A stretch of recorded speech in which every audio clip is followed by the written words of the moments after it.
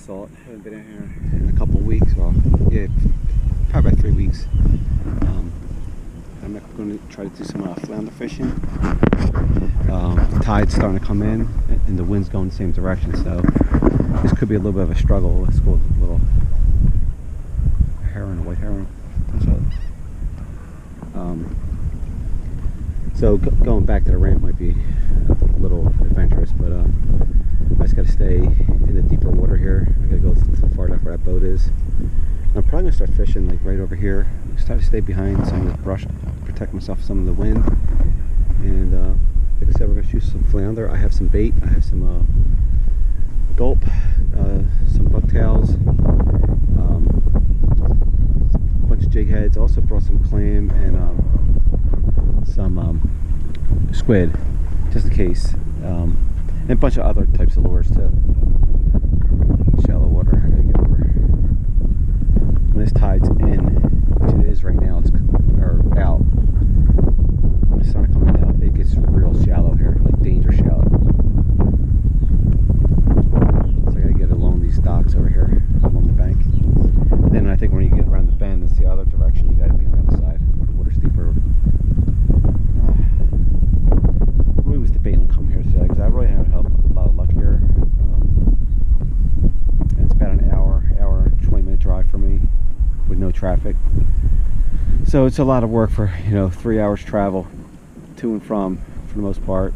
To fish, I mean, until I get to North Carolina at least. So I'm going to rig up the Penn Battle too. Here I have. I'm going to just throw a bucktail, and I may throw a piece of squid on the bucktail, or even a piece of gulp. I don't have a trailer on this rig, but I could make one up. And then this one has my St. Croix with the Penn Fierce reel. I just have. That's pretty rough actually for back here. I just have a jig head, a light jig head. It's probably like a 1/4 ounce jig head. The water's fairly shallow here, so I mean, this might not be a bad spot if you look in the fish finder here. It's a little bit of drop off. You can see some activities. The only problem I like here is a lot of grass and a lot of hang-ups. But it's kind of rough for here. I mean, I've been on way rougher water, but it's not real much wind here, and it's pretty sporty. Wow. All right, so let's rig these up, and I might start fishing here because I'm not sure we're going to run today. I don't want to get stuck on the sandbar because I think when we get around these bends, it starts getting a little dicey. I did see a boat go over there, which is good, because I could probably follow the same path like I normally do, but when you get stuck here, you get stuck, and this is a big outback. It's not easy, with all the gear on, it's not easy to drag off a sandbar or paddle. All right, let's set up.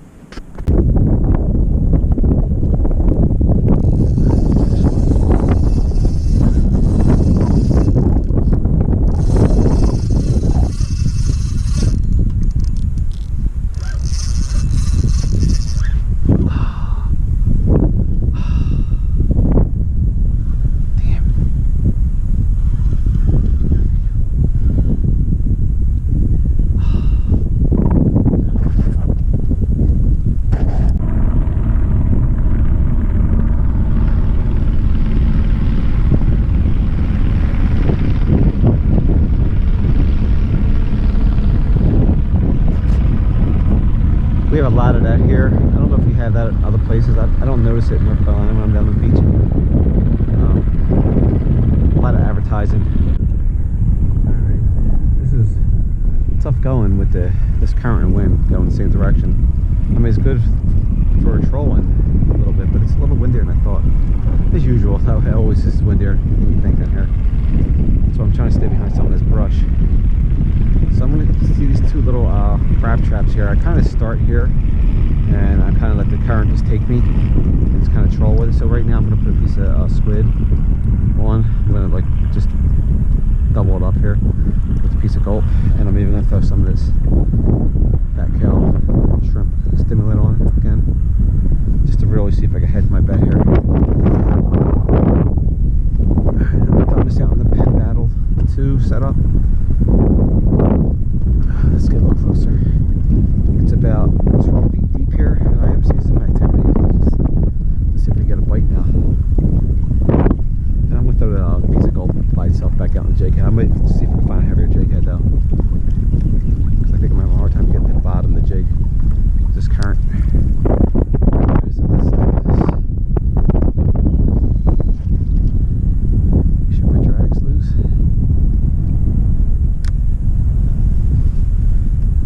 Really, I'm just gonna let the current take me.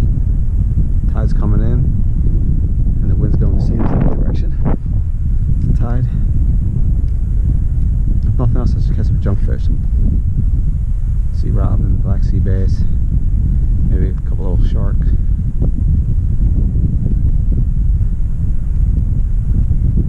Oyster cracker or something like that.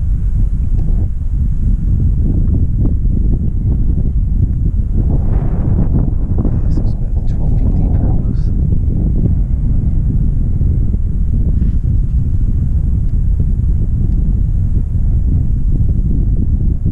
I'm just gonna jig this guy.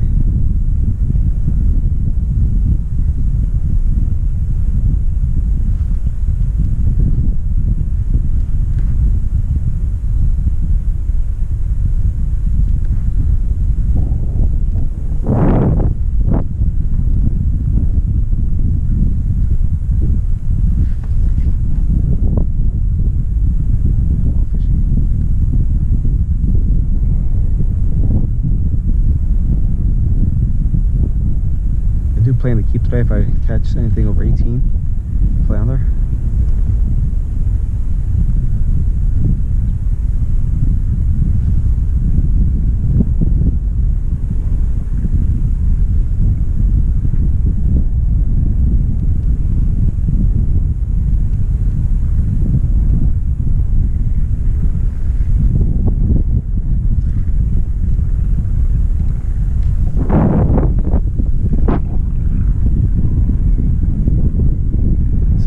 Within like 2 minutes, not even, I've probably been pushed down about 100 yards or so, maybe a little, maybe 120 yards. So this tide's really whipping in.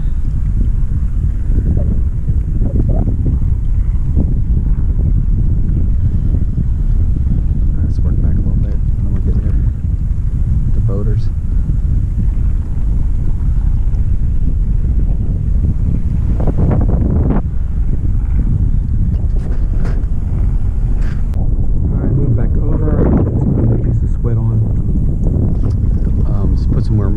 Paste on the piece of gold too.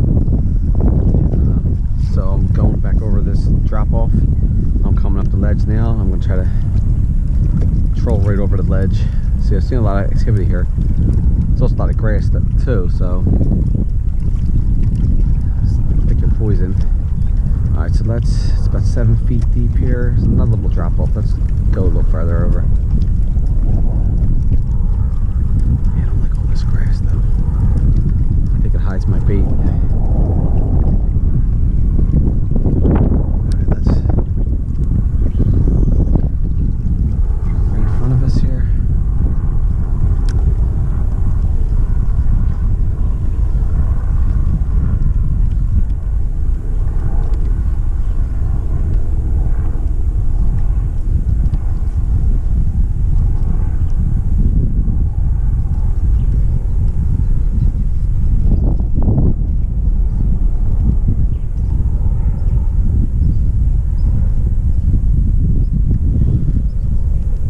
I have a bunch of seaweed on again already. Not much. It's enough to annoy me though. Alright, let's work back over. This is a tough go right now. It's probably why I don't see a lot of boats out here besides crab boats. Like I said, this is a very high pressured fishery here. I was spoiled last week in North Carolina just fishing a little brackish creek. Alright, let's try again. I'm seeing activity though. It's about 9 feet deep here, 9.5 feet.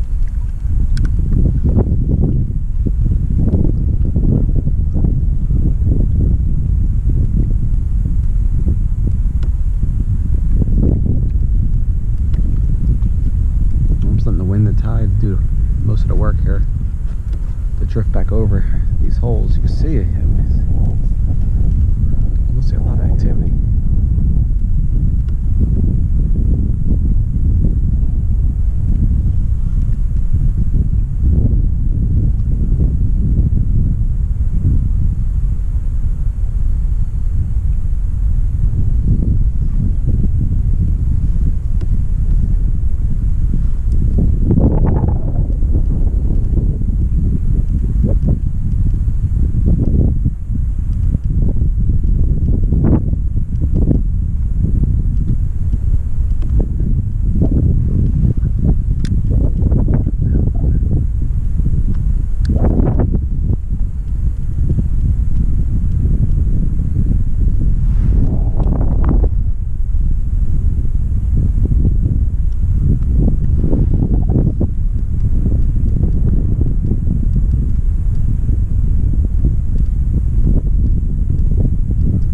there's a lot of crabs walking my bait. When it hits bottom, they're just kind of dragging it.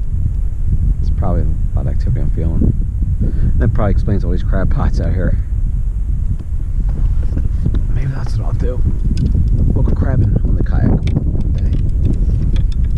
Might be easier. This shallow water, we'll just throw out like a little hand line, bring a net, a little bucket.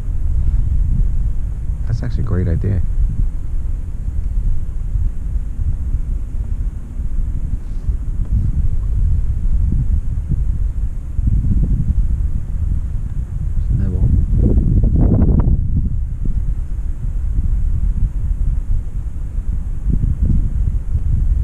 Typically I catch at least a lot of the black sea bass and stuff out here with some, you know, fresh bait on.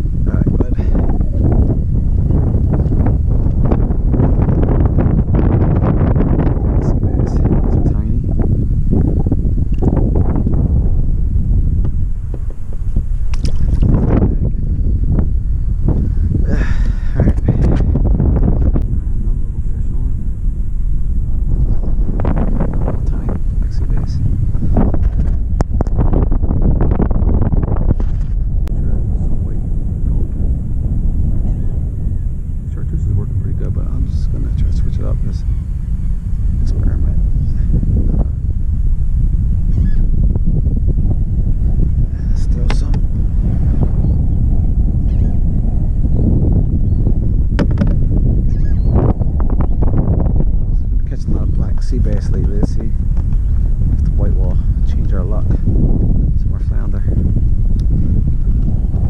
Getting bites at least.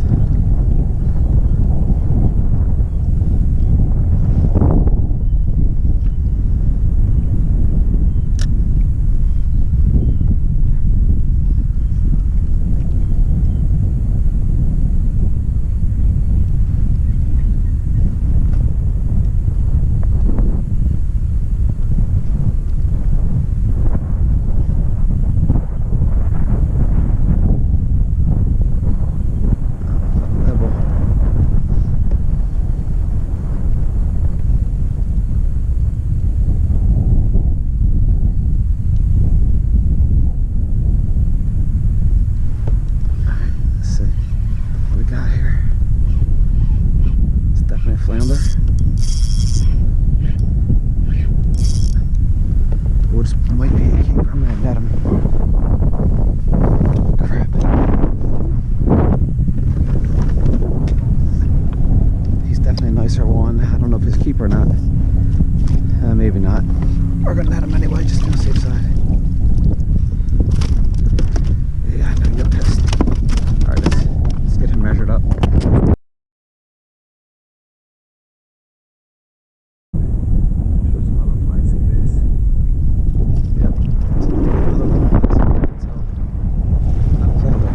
Look how rough it's getting now. I'm about to bring it in soon. These guys are tiny. I don't like much smaller. It's hard to get them off the hook. That's gonna get free, bud. There you go. See you later.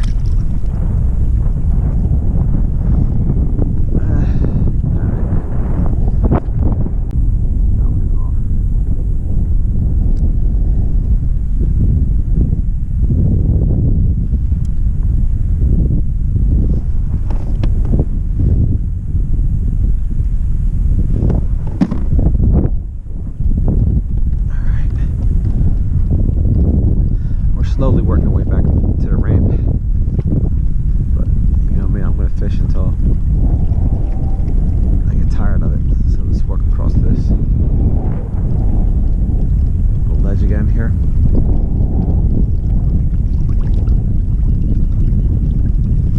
It's a little drop off here. You see on the fish finder. I don't like this spot though because it's grassy. More like the sandy bottom.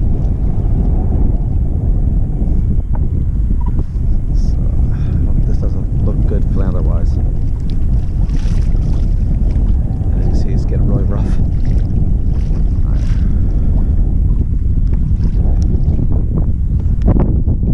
Let's try a couple more times right around here. I see some activity on the finder.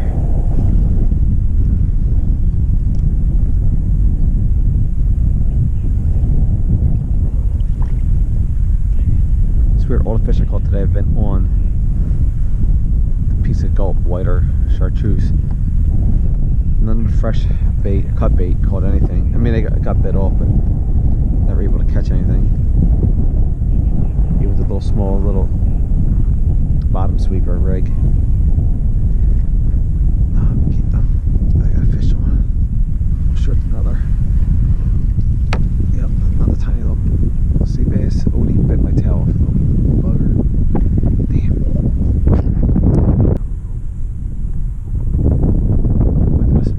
Smallest one's definitely the skinniest one there today. Jesus.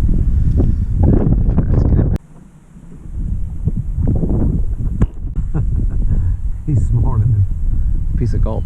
Jesus. This is just fun now. I'm just having fun now. Kind of heading back towards the ramp. Throwing on this little dock here.